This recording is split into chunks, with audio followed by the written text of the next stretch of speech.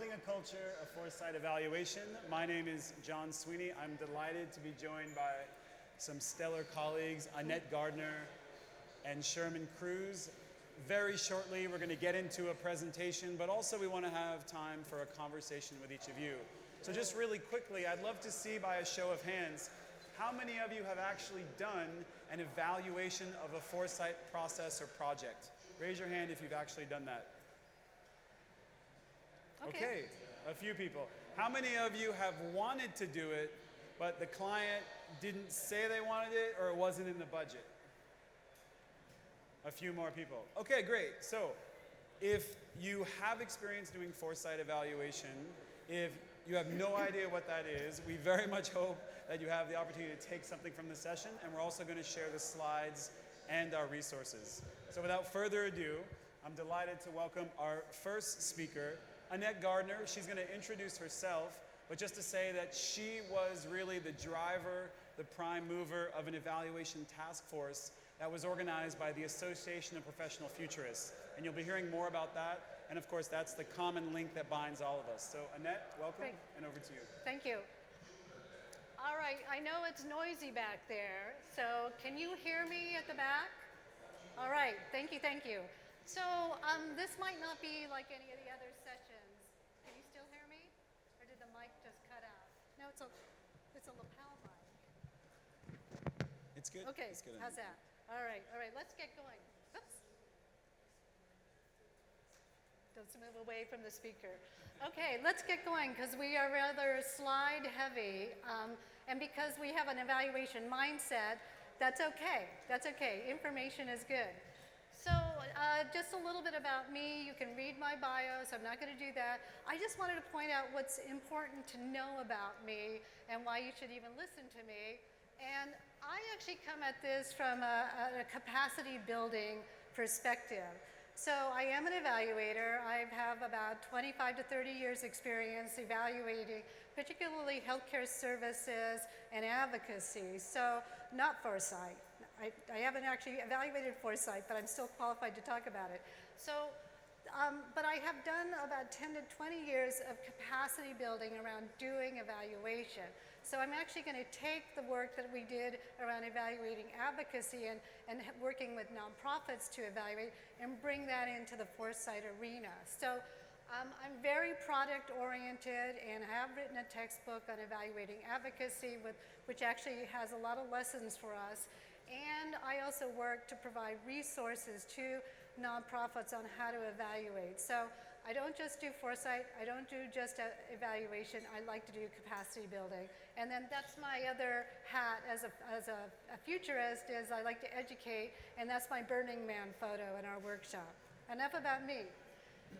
About the task force, of which Shermon and John are members, we had 24 members, APF members, non-APF members, evaluators, futurists. What a wonderful group. And I also want to acknowledge that the World Futures Review has been really important for getting this whole conversation going in 2019. Jim Dater, Peter Bishop, and I did this issue together. It was a labor of love, and we knew more needed to take place. And the World Future Studies Federation was really good about giving us a platform to talk. And then UNESCO has also been a partner and been working with Riel Miller. So just to tell you, we have good leadership buy-in around this, and now it's about thinking deeply about it and what it means to build a culture of evaluation. So we did this task force about 18 months that we convened monthly with 24 people to talk and think about evaluation in Foresight. And we were actually very project-oriented, including products. So we did this. We have I'll show you our work groups and our products. But here are our aims. And I don't think they were aspirational about increasing practitioner evaluation capacity, developing tailored resources, and supporting high-quality, effective Foresight. And I think we've actually achieved these mostly. And then our task force, the only reason I have this amount of detail up here, and I don't really like to talk through my slides, I just want to point out that we have products in the pipeline that we should be able to share with you in early 2024. We're no longer just thinking about things, we're actually doing it. We developed curated online bibliography. It needs another iteration to go live. We have a set of Foresight guidelines, which are in our report, which we have distributed and we'll tell you more about. And then we actually are developing a section of the Better Evaluation website to move this information into the evaluation community. So let's back up just a little bit about why we're even here today talking about it. What is it about evaluation that warrants our attention? Why, or what are the reasons? And I think this is super important to get us all on the same page about why evaluation. And this will sound familiar to you as Foresight practitioners. These are many of the same reasons, which are leaders can make informed decisions, right? This is a data-oriented, evidence-based practice.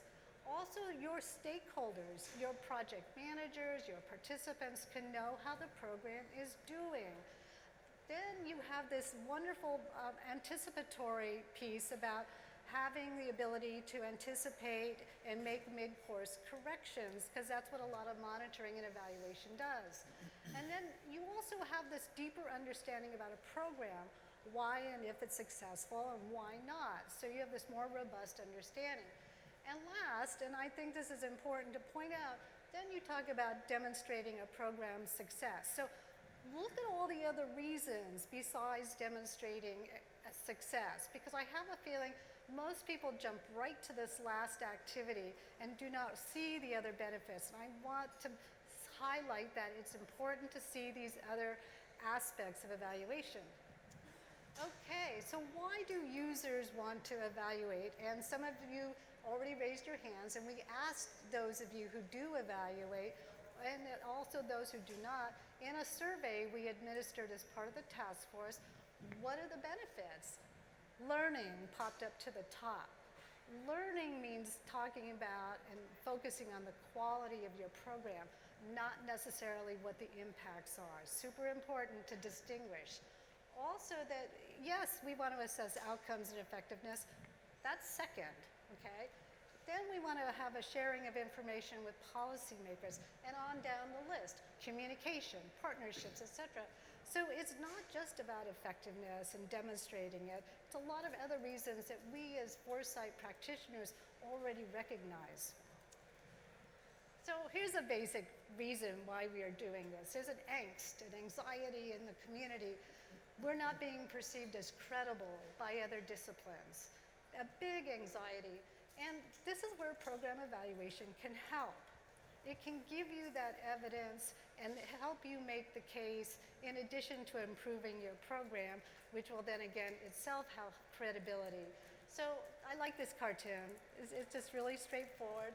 I think we should all be using more cartoons and other types of visuals about, why should people believe the work we do makes a difference? Because we intentionally collected evidence to support our assertions. Here's something really interesting to ponder. What does evaluation do for you as a Foresight practitioner? And because we are methods friendly, this should really resonate, where we get to adopt another type of thinking to our toolkit. I mean, we ask this of our clients and our stakeholders to change their mindset. We can do it for ourselves as well. And we call that evaluative thinking. And a lot of this starts at the beginning around asking good questions. It's also about talking about the assumptions that your stakeholders and participants have about a program, about their place in it, about context. It's also about taking a moment to think more deeply than you would otherwise. And then last of all, it's feeding this back into informing decision making.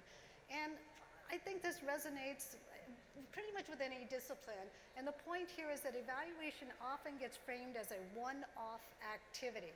It's required by your funder or your client, you do it, and that's the end of it.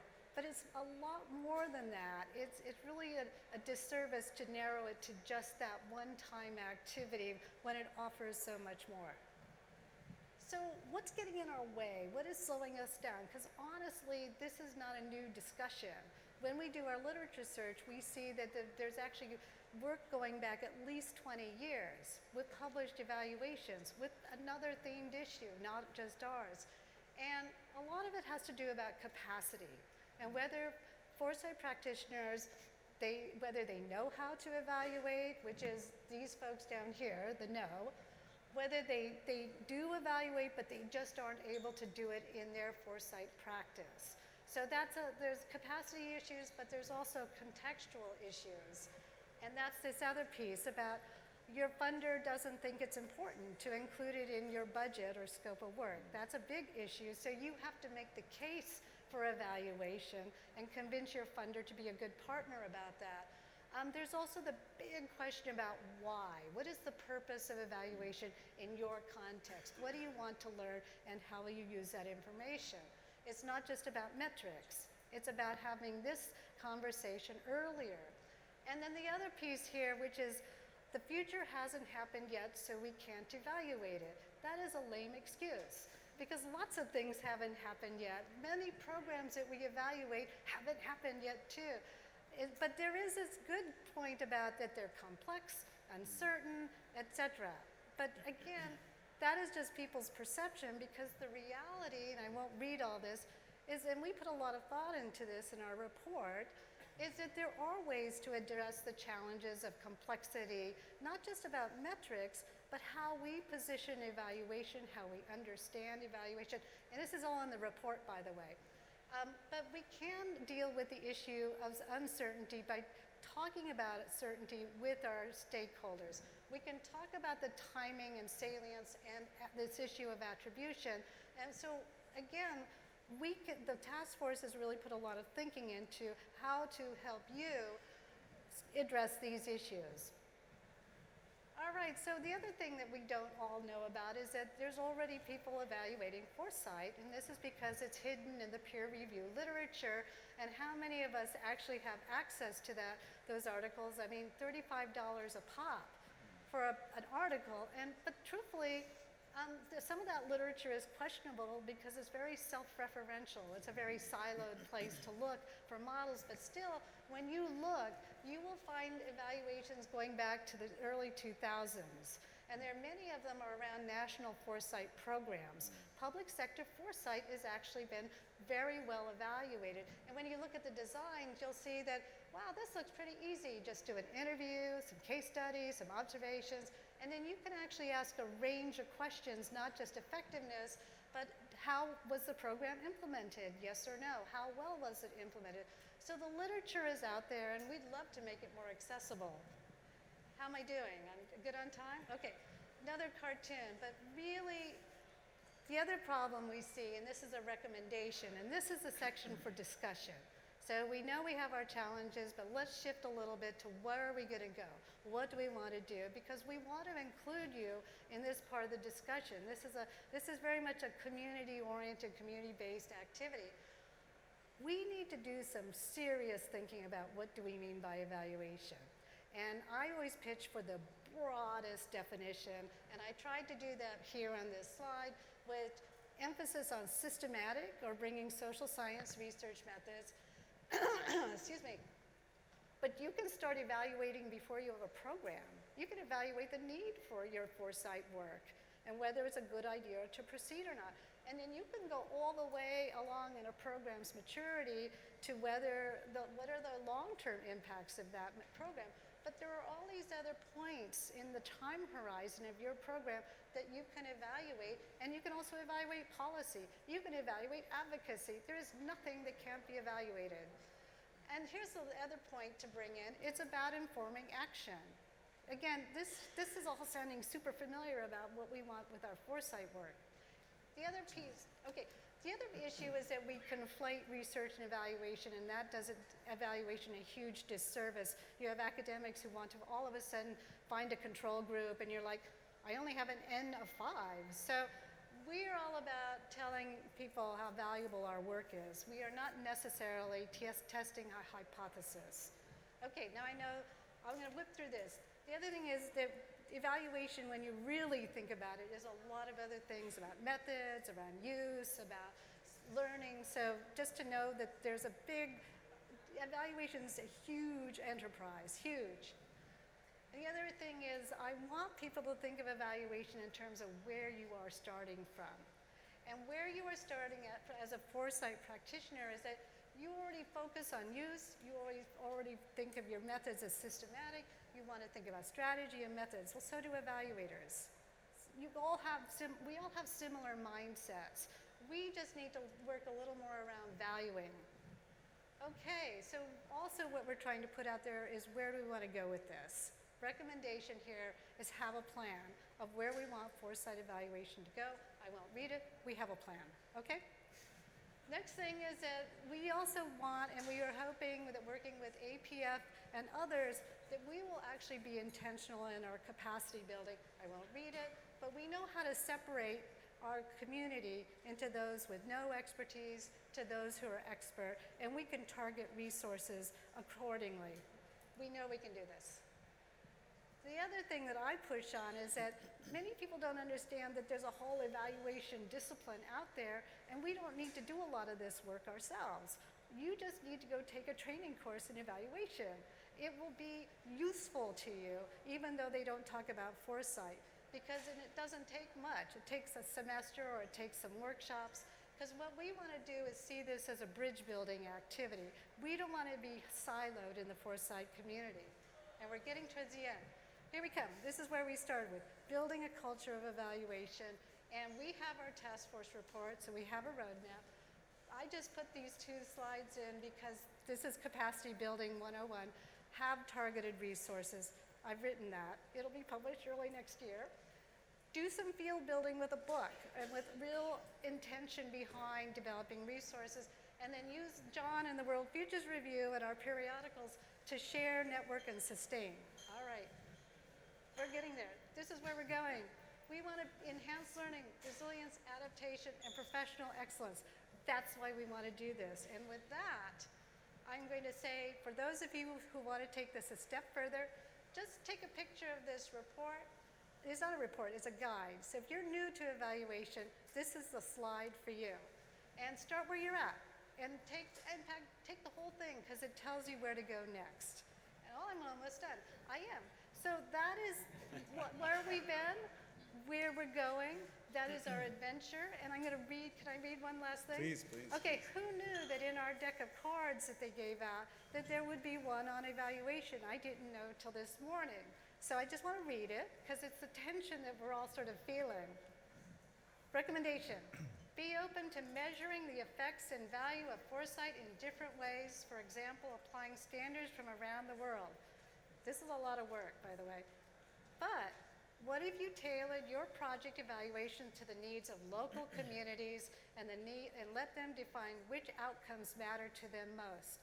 Keep that in mind as you go forward. It's not just about metrics, it's about working in partnership to ask and answer important questions. Thank you. Thank you so much, Annette. For those of you that came in, we will be sharing the slides. We're also going to be sharing the APF report, which has been mentioned quite a number of times. I think a key takeaway is the criticality of learning. So of course, if we measure the wrong things, if we fall into the trap of the crystal ball with Foresight, then we really get ourselves in a very difficult position. And so we're delighted to have Professor Shermon Cruz, the chair of the APF, talk about his experience and case study, and then we will have time for questions as well. So Shermon, welcome. And can we have the slides back, please? And over to you. Or click the clicker. Thank you very much, John, for that kind introduction. So a little bit about my background regarding validation and audit. So I've worked for companies and corporations in the last 7 years, doing risk management, audit, and validation, including continuity planning. So what I'm going to present today is a case that I did with a department in the Philippines. Of course, it's the Department of Health during the pandemic in the last 3 years.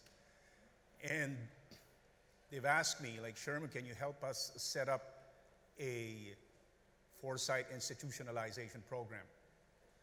So I developed the plan for them, but then of course you need to assess, right, before you introduce something like some sort of an institutionalization plan for a ministry or department-wide initiative on Foresight. So that's what I did. But then even before you can actually jump into the plan, you need to do some sort of an assessment, right? And what I did was to develop an index that I can use to measure, assess where the organization currently at the moment when it comes to foresight. At different levels, at the strategic level, tactical level, and operational levels. Of course, in any organization, it operates almost always at 3 levels, right? The strategic, the tactical, and operational. So I would like to, I like my slide back, Okay, so if we can do that. Advance the clicker. Okay, so how do they do it? Right. This one. Let's see. Okay, there. Was it off? I need that, sorry. Oh, there we Okay, go. there you go. Yep. So what I did is this, okay, you have the institutionalization plan and program, right? So what do you actually how do you embed foresight in the context of policy, in the context of the program itself, and in the context of course, organizational culture, both in the near term and the short term. So there were 2 pathways. One is policy and program management, and the second one is embedding strategic foresight into the department's organizational culture. But then you have to unpack that, break it down. So when we say integrating foresight at the policy and program management level, which is both strategic and tactical, break it down to, what are the things that, the policy and program management team actually do. So you have the management committee, you have the policy and plan, you have the governance, you have the strategic foresight program, and the roles and responsibilities of those people who are actually doing, for example, the planning, the policy, the program management within the organization. So you need to assess. What I did is that we assessed all of these things and tried to look into, right, if foresight is actually being done at different levels. So through the Strategic Foresight Index, you'll be able to see whether or not there is actually foresight happening within the organization at different levels. At the management level, the policy plan, is there actually a policy related to foresight? Are there plans related to foresight? Is there a governance system that exists that acknowledges foresight within planning? Is there a program? Are the roles and responsibility doing the foresight within the organization, be it an ad hoc or not, has to be defined. So it gives you an idea, right? So we did that, we assessed, and of course, after knowing that the result of the foresight assessment validated by the decision makers at the highest level of the organization. Of course, this is the interaction that you need to have with them, because it is not you that assess it, but it is themselves that assess where they at within the organization. So they become a part of that, and you present the output, of course, with some metrics. You validate it with them. If they acknowledge it, they know where they at, right? Including, of course, training and awareness, competencies and skills, and the resource commitment. How much budget does the organization actually have or has as far as the foresight program is concerned? At what level? Because with the budget, you can actually assess the commitment of the leadership when it comes to embedding or integrating or implementing foresight within the organization. So this is what it looks like, right? So once the maturity index assessment has been made and done, the next step is that you need to have a conversation. Okay, what are the exact executable strategies that the organization need to do for the next 2 or 3 years? So let's now create and invest on the strategic foresight program. The organization need to define what exactly is the strategic foresight program for them, right? You create a draft based on the index that you have. You make proposals, but then you need to have a conversation with leadership on that, and it's the organization that will define what is a strategic foresight program for them, not the consultant, like in my case, using the strategic foresight maturity assessment. Now, once the program is in place, then you can curate and design the monitoring, evaluation, or validation platform metrics that you're going to have, because you already have the program. The program will determine, provide you the information and the data that you need. Exactly what do you need to monitor, what do you need to evaluate, right? So once that's in place, you start implementing the program. Right? And as you implement the program, what I normally do, whatever the program project that would be, you need to have some sort of a pre-evaluation before the program begins. You implement it, they spend money, resources, among other things. You talk to people. That can be measured, right, in terms of the execution. And then after the execution, regardless whether it is a training, learning, a specific project, among other things, after that, you do a post-evaluation. So you will see the difference whether or not the program that was introduced or in place are actually working or not. And that provides you, the intelligence on what to do next. Because without evaluation, there's no way for us to determine whether or not it's working actually for the organization, whether that is a strategic foresight masterclass, for example, or a learning needs analysis, a strategic foresight capacity building report, a maturity assessment, whatever that might be.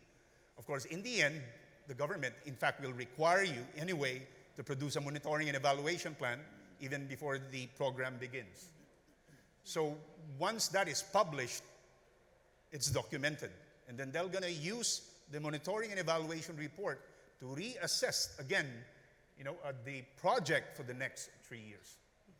So monitoring and evaluation really is a collective effort. The consultant or perhaps the futures unit or the leader within the organization actually facilitates all of these things. They curate, design it, among others. But then it has to be communicated along the way. The leadership has to know it at each and every stage, because if you don't, they might disown it. So the leader has to be aware of all of these things from the very beginning.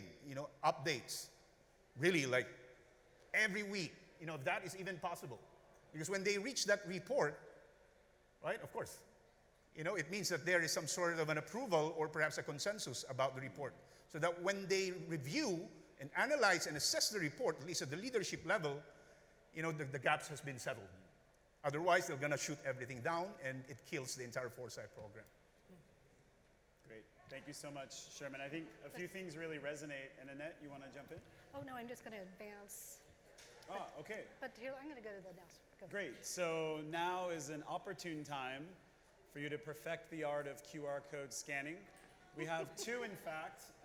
One is slightly cutting off Annette's email. Sorry about that. We can fix that. But most importantly, you have access to the report, and one is access to the slides. Sherman, what really resonated with me was the communication to leadership and the engagement piece, because I think that's really where Foresight goes to die, when a leadership in any organization just isn't cited or isn't engaged in a meaningful way. And I also want to highlight, I think through both of you, brought forward the idea that Foresight evaluation doesn't start after, but it actually is something that should be birthed along with the project or the proposal and be a natural part. And we talk about this challenge, and we saw the hands at the beginning of Foresight evaluation not being funded or part of the actual project budget or having a line. And so I think the idea of integrating already ways of assessing and different metrics and measures and being creative about that is critical. Let me just comment that in evaluation, we've really worked on that around use. But the other thing is that there's something called developmental evaluation, which is to bring in the evaluator again in the program design phase. And so, but it's a very partnership-based, and that's the other piece that I believe I was hearing, and that you are helping them craft the program at the same time, getting agreement and discussion around what does the evaluation piece look, and then knowing that that evaluation piece can evolve. And sometimes these are programs that are similar like Foresight in that they're emergent. They're novel, they don't stabilize. And that is a huge challenge. But I just want to assure people that evaluation has already been thinking around complex adaptive systems, around systems thinking methods, around complexity. It's not like this is rocket science to the evaluation community at all. So, and I just want to point out, I did like that whole informing and partnering early and often. No surprises, you're the critical friend, and there's an understanding and a partnership. I loved how you caught. Yeah, and another thing is also define the kind of change as far as the Foresight program is concerned within the organization, right? Like you have the maturity index. Like for example, it comes out that, let's just say as some form of an analogy, is that the Foresight program is still crawling within the organization, right? Like baby crawl, right? So with that analogy, of course, you have the numbers there. You know, it paints a picture of where the organization is at as far as Foresight program is concerned. Now, once the index is out, of course, it helps you, enables you to determine what kind of strategies do you need to do for the next 6 months to 1 year, right? Talent is limited, resources are limited, people are busy, but also want to do foresight.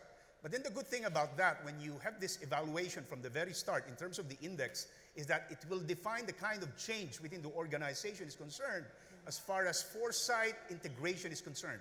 Is it incremental? Is it adaptive? Or can we actually do some radical things within the organization as far as foresight is concerned? Now, if leadership says that we don't have the resources now, we don't have the talent at the moment, what can we do? Perhaps we can push for some incremental, approach within the organization until the budget arrives and the commitment from the management is affirmed and confirmed, right? And this happens like 6 months to 12 months here, right? So it defines the kind of a change that you want as far as the program is concerned.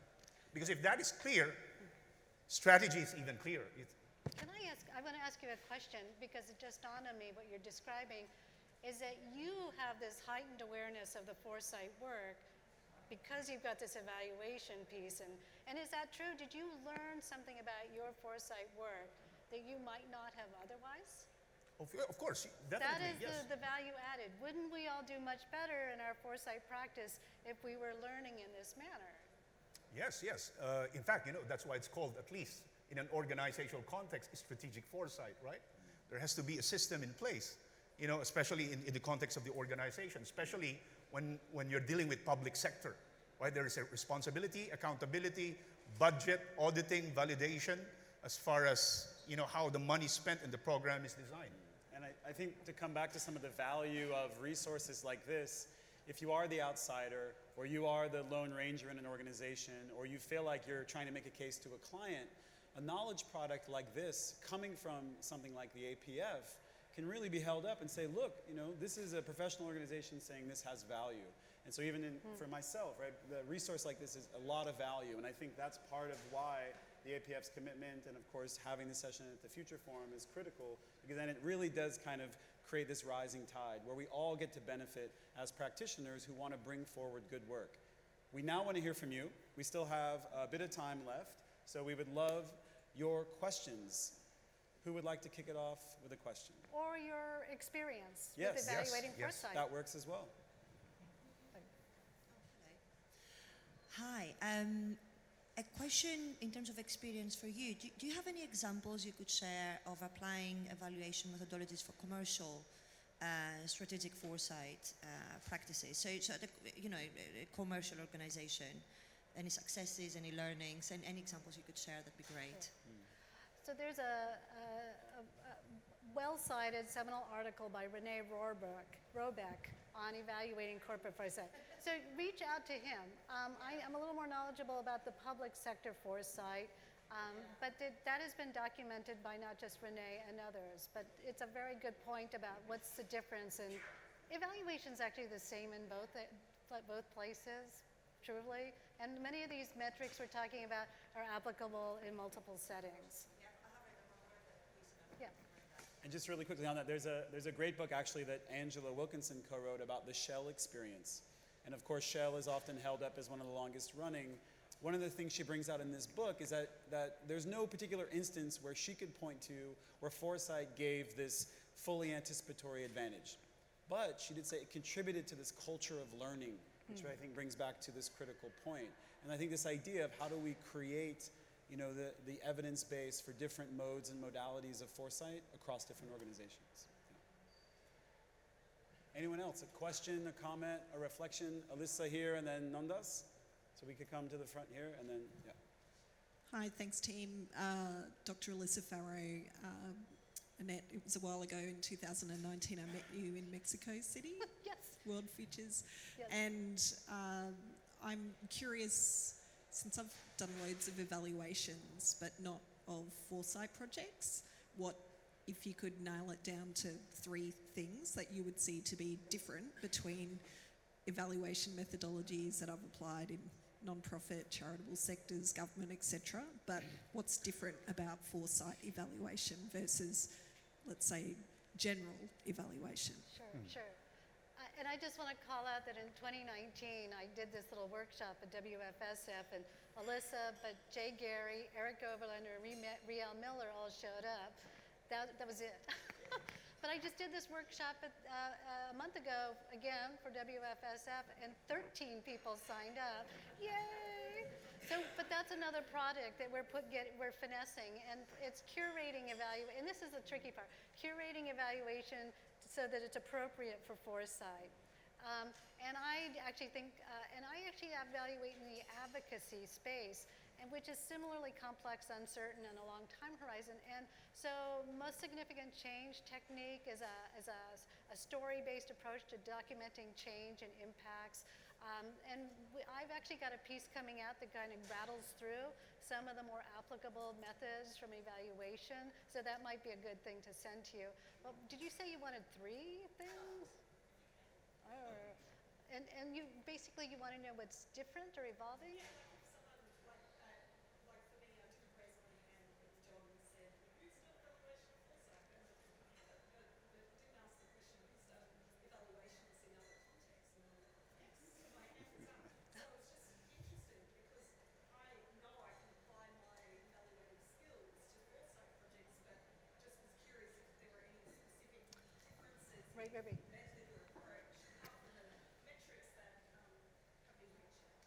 You know, metrics is a bit of a challenge, but it's typical in an evaluation context that you just adapt, and you can pull, and I always find that so in the education arena, there's the Kirkpatrick's 4-stage model. But there's also behavior change assessment, and the CAP, the knowledge, attitudes, and practices, is actually an easy one to do, and I would say might have applicability to one-off foresight trainings. Senna's and company's Futures Consciousness Scale in the 5 dimensions, that was developed for like a semester-long foresight course. And so, but some of it might be applicable to a 3-hour foresight workshop. So again, you have to adapt. So this is not unusual. You know, you just have to be entrepreneurial as an evaluator, read the literature, you know, psychology, sociology, some political science around changes in decision maker support and knowledge around foresight and policy. You can just pull from these other domains because truthfully, inventing and developing new metrics is fraught with peril if you're not experienced around methods and validation. And I have to say the other challenge here is it is really hard to do a randomized controlled trial with a control group and do inferential statistics. But truthfully, that doesn't always speak to people. A lot of people like case studies because they want to open up the black box of what is it that you're doing, what is our role, what are we learning. So anyway, so there are alternatives to some of these challenges which are not unique to foresight. Yeah, but what is immediately accessible, you know, for example, for futurists who wants to do these things, is that you have to reach out to your peers, right? So that's what I did when I was building, you know, the foresight evaluation assessments at different types of initiatives and programs within the organization. We were having a conversation about this. We did. At the APF Foresight Evaluation Task Force. So the bibliography and the literature that they provided to the task force, I've used that as my literature, my reference. And then I've reached out not just to futurists, but to evaluators itself.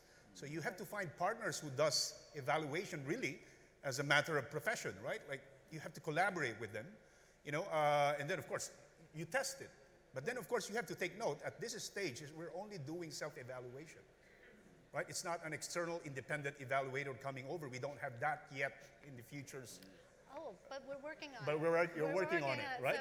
So my colleagues in the evaluation community and I are doing workshops directed to evaluators on foresight methods they can bring into evaluation design, which wouldn't we love that, right? If you knew that you could take your futures wheel and apply it in developing an evaluation theory of change, voila, you're halfway there. So scenarios can be used to wind tunnel your evaluation recommendations. Trends, evaluators need help around understanding trends in terms of patterns of change. So yeah, there's a lot of integration we can do in these two disciplines without having to develop anything new. So. We've got about 5 minutes left. Nandas had a question, and then we'll come, I think, to the front, and a few more, hopefully. We only have about 5 minutes left, but of course, Annette and Shermon will be here. Please, yeah, very quickly. A disclaimer, I don't have any knowledge about evaluation, and I know that Japan, that is running this national foresight, what they are doing, they just go back after 20 years and they see how much percent of the predictions were correct. We know that foresight, there is different kind of processes, different applications, so there is, I'm really intrigued to see what you have ended up in this report. I'm really afraid because we tend to know the last years that foresight has a very indirect effect, and maybe the most important thing is the capacity that you build. And I would like to see how you touch this aspect in the report, and if you have any comment on this, I will be really happy to hear it. Okay, so I actually am not quite sure how valuable the evaluation of whether or not your scenarios happen or not, or whether anything we said in our process actually happened. I think what we're overlooking are the other questions about what is it the work that we are doing, what is it, what's the quality of that work, what are people's satisfaction with our foresight, and then as the program matures, you can get into impacts. But we skip that whole period about learning. And I just want to, so this whole thing about looking ahead to see did the scenarios pan out, I don't know, it's somewhat useful, but it's fraught with peril because you have informant recall issues. It's a very hard question to ask and be valid in your response. What was the other part? Yep, just to quickly respond to that. In fact, I haven't seen an evaluation like that yet, except of course they are anecdotal. Like, for example, a secretary or a minister comes in and reviewed the 50 years of reforestation or forestation program, is that anecdotally he would conclude, if it failed, it's because of lack of foresight. Right. So one thing that I try to do, and I'm not sure if Geshe is here, but Geshe, who is an amazing colleague from South Africa, had a conversation with another colleague, and basically, how do we get out of that crystal ball trap, right? To this point about knee step and Annette's point. And I think that what I typically do is at the start of a foresight project, I use the metaphor of brushing your teeth, which is the idea that Geshe and in that conversation with Alu and Sal brought forward. So what at the outset is you already put the crystal ball over here. And I think that pays dividends later, because of course you'd say to someone, well, what's the value of brushing your teeth once a year? And they would of course say, no, not very much, right? But if we continue to have this learning, this practice, we know that over time, right? It's exactly this kind of like, diet versus lifestyle. And I think that it's like, can we help ourselves in the beginning to not have this trap set up where even if it's not a forecast project, later they come and say, aha, but you were wrong here, da-da-da. And I think this whole notion of how do we set ourselves up for success from the beginning is about the framing. And so this is back to this point around finding ways of bringing learning into the start and scoping with evaluation in mind. And the only other thing I would add, which is actually a huge piece, which is a discussion around attribution versus contribution. And the trap is the fixating on attribution, when it's really contribution where you get to talk about the system, you get to talk about context, you get to talk about history, and you'll find that your stakeholders are actually very informed and interested in contribution because they'll understand the complexity. But don't let yourself get trapped into the attribution, because that's when you have to show cause and effect and work around, thinking about whether you're going to do inferential statistical analyses. So here's what you have to do. This is on you, unfortunately. You have to educate your client, your participants, on why contribution and learning are really appropriate and a good idea. You have to market this, but you also have to understand it, which is why we try to provide resources to get you going around if you're newcomers to evaluation, because this is weedy stuff to think about contributions and business. But you have to have a deal, and we as a field, we can actually create that narrative about why we believe it's both or contribution has value. We can do that at the field level. And so we've fallen into a trap in that we have no more time left, but I want to go to Annette and Shermon. Really quick, 10 seconds. The thing that you know now about foresight evaluation that you wish you knew before. Yeah, of course, talking about the trap, we don't do evaluation for evaluation's sake, right? let's look at the bigger picture. It's really about responsibility and accountability in the way we do foresight within the organization. That's what it suggests, other than the fact that we want to shift the mindset. How do we actually achieve that? But then remember that there are also many people involved in this. They're going to spend a lot on this. So I think accountability is really crucial. Great. Annette, over to you. Field building takes a culture of evaluation. That even though this all makes good sense, who doesn't want to evaluate? We have to be in it together. In fact, one of the things, if you want to network with myself, Shermon, or John, and leave us your information, we will put you on our roster because we have plans in 2024 to bump this up to be a lot more inclusive and get some sharing. But really, we can't just focus on individuals to do more evaluation. We have to be in it together. And we are in it together, and thank you so much for coming. Kudos to the Dubai Future Forum. Yes.